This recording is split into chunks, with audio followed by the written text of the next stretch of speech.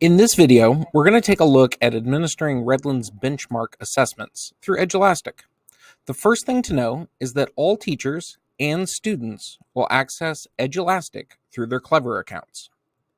Once in Clever, click on the Edulastic icon, which can be found in the district page area, along with other district-provided applications. You can also set this icon as a favorite if you would like. As a teacher, when you access Edulastic, the first page you will be brought to is the Edulastic dashboard, which will show icons for each class you teach. To assign a benchmark assessment, head to the Assessments area, which can be found in the navigation bar to the left of your screen. Once in the Assignments area, any district benchmark exams that are eligible to be administered will be visible. Today, I'm going to give Math Benchmark number 1. To open up the test, click on the Live Classboard icon to the right-hand side.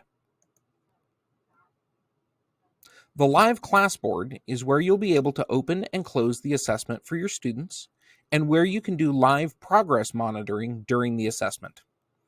On the day of the assessment, before your students arrive, you'll want to navigate to this Live Classboard screen and then click the Open icon in the upper right-hand corner to make this test available to your students. Now that the test is open, it will be visible to students in their Edulastic accounts. Let's take a quick look at what students will see on their end.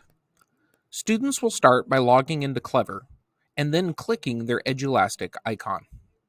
Once in, they will be taken directly to their assignments screen and will see here whatever tests their teachers have opened for them.